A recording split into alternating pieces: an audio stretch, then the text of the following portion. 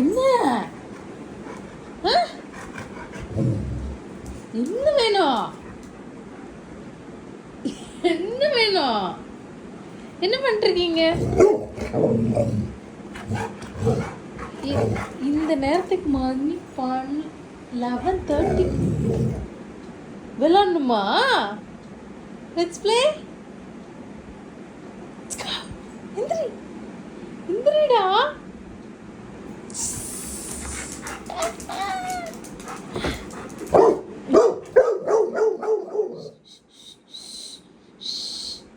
இவ்வளோ கத்தக்கூடாது, கத்தக்கூடாது.